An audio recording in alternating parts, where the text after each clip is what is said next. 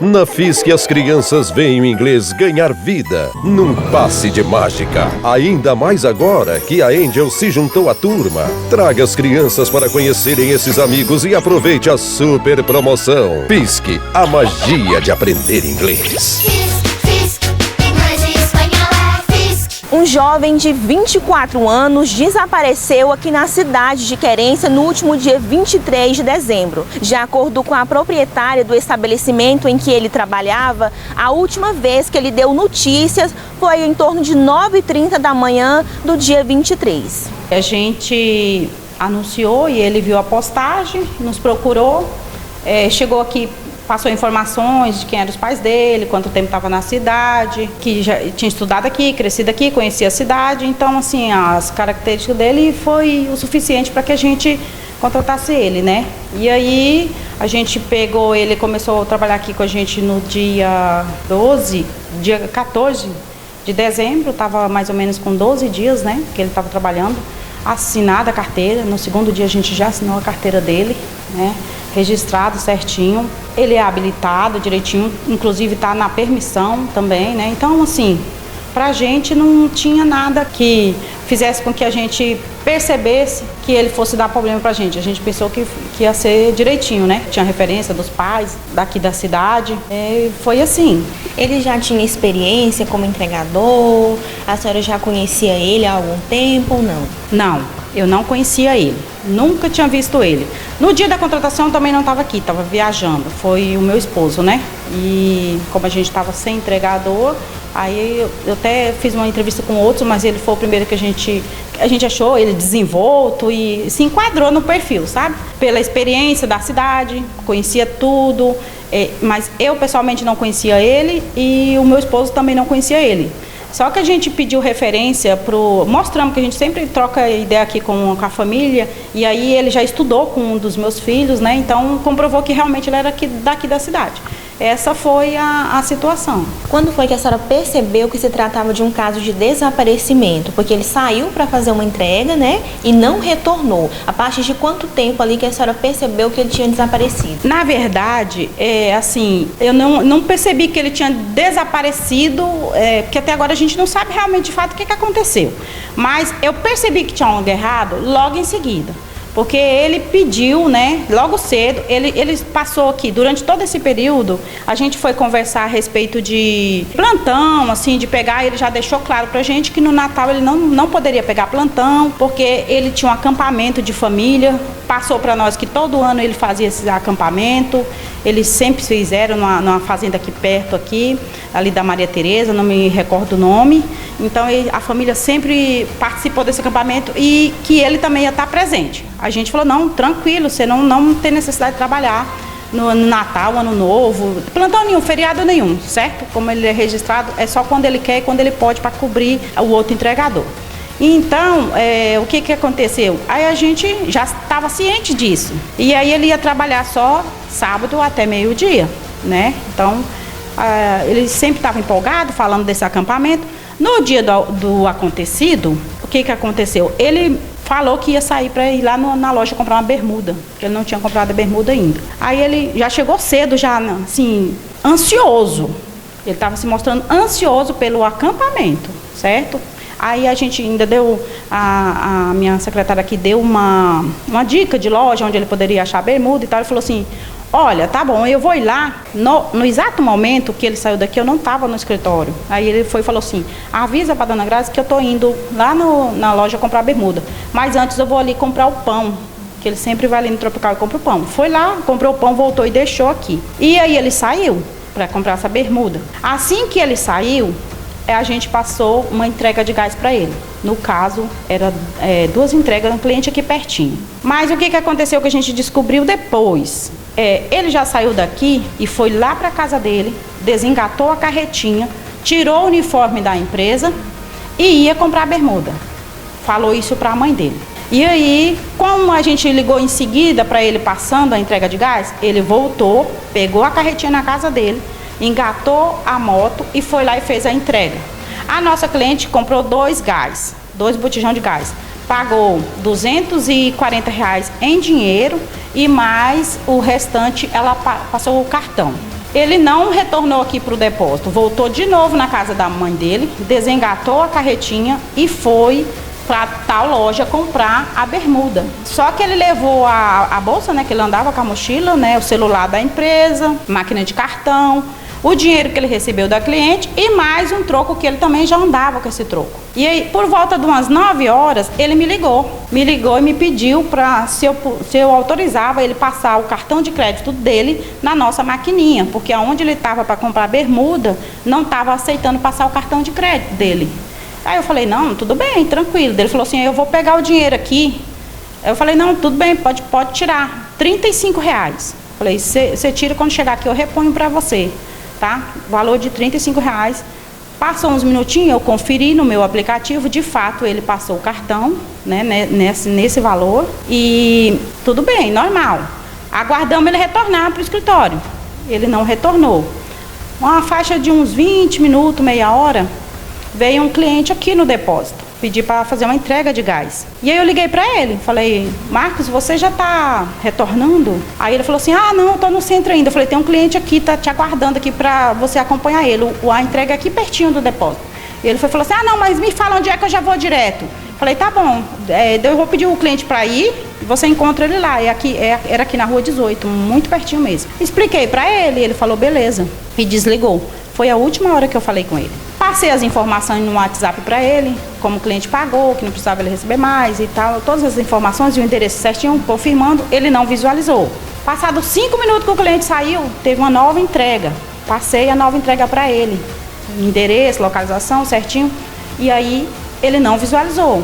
E eu liguei, né, para avisar ele que estava com a entrega. No que eu liguei para ele, ele não me atendeu. Aí eu fiquei insistindo, insisti, não atendeu. Passou mais uns 5, 10 minutos que já tinha dado o prazo dele fazer a entrega, da primeira entrega, e retornar para o depósito, e ele não me atendia. Eu mandei mensagem pelo WhatsApp, liguei normal, aí eu liguei no particular dele, no celular dele que ele estava também. E aí ele não viu. Aí ligava, e ele começou a recusar. Eu vi que a situação estava estranha, né? Porque ele não tinha chegado na primeira entrega ainda. E começou a recusar a minha ligação, desligar.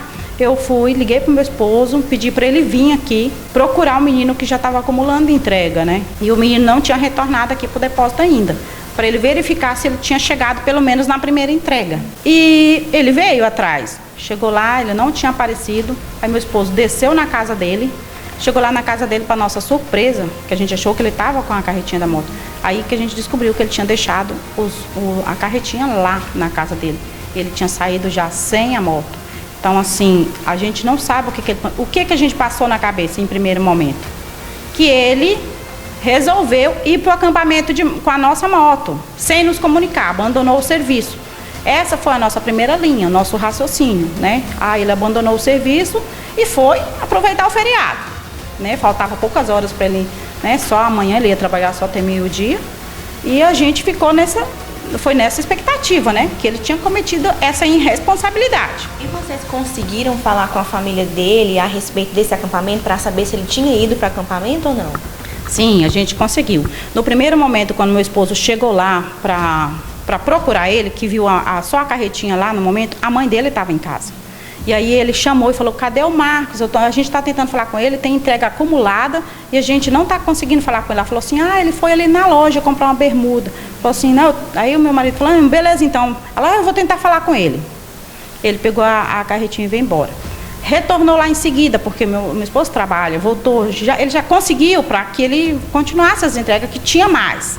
E aí a mãe dele já não nos atendeu mais. Entrou para dentro de casa, buzinou, chamava e nada.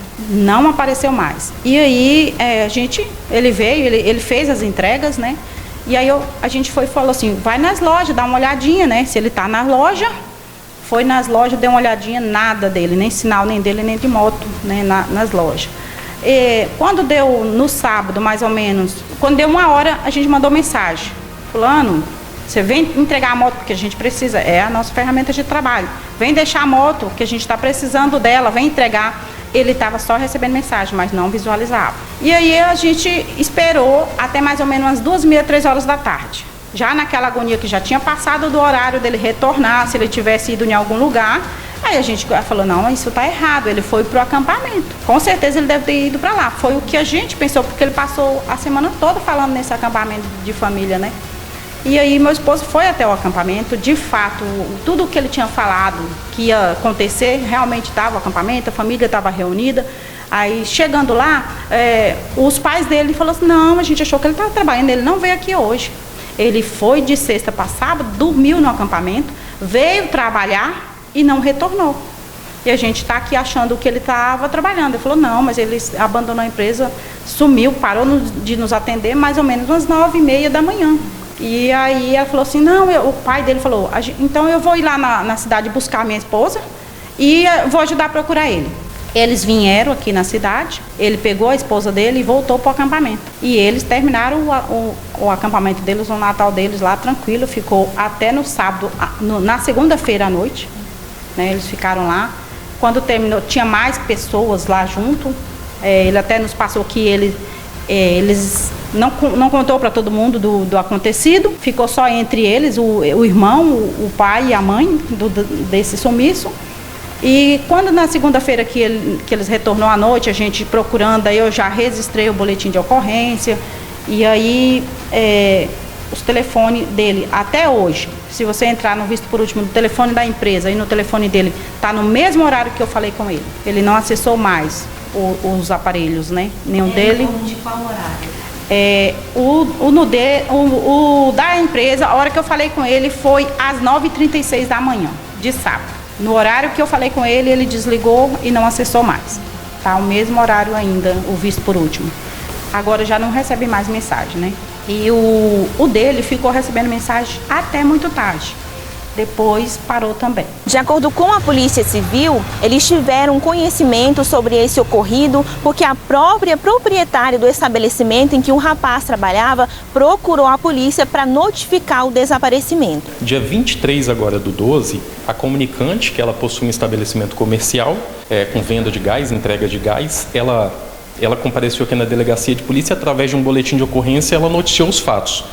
Segundo ela, há cerca de 10 dias atrás, ela contratou um rapaz de 24 anos para entregar gás, né? Ele ficava com a maquininha de cartão, uma moto e o celular da empresa. Naquela manhã, por volta de 8 da manhã, ele saiu com 2 botijões de gás para fazer as entregas, vendeu esses gás, estava com R$240 em dinheiro. Em determinado momento, ele até ligou para ela, pediu que ela passasse cerca de R$35 no cartão de crédito para ele comprar uma bermuda e ele sumiu a partir daí. Então o boletim se originou dessa forma. Hoje, como que está funcionando as investigações para tentar fazer a localização desse rapaz?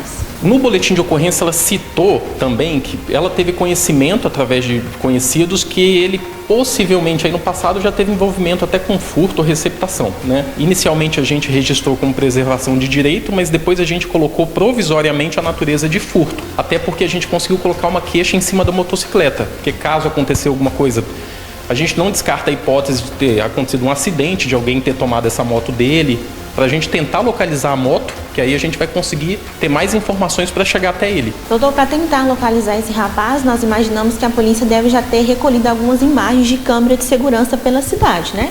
Esse boletim de ocorrência logo em seguida, e há poucos dias atrás, ele foi despachado. A gente começou com a investigação preliminar e os investigadores já estão em campo, já estão colhendo câmeras, estão conversando com as pessoas para ver se alguém tem uma notícia. Já foi comunicado também às cidades vizinhas, porque ele pode também, né, ter ido para outra cidade. Sim, a partir do momento que a gente colocou a queixa de furto em cima da motocicleta, automaticamente o sistema alertou as cidades vizinhas e a Polícia Militar já está sabendo também.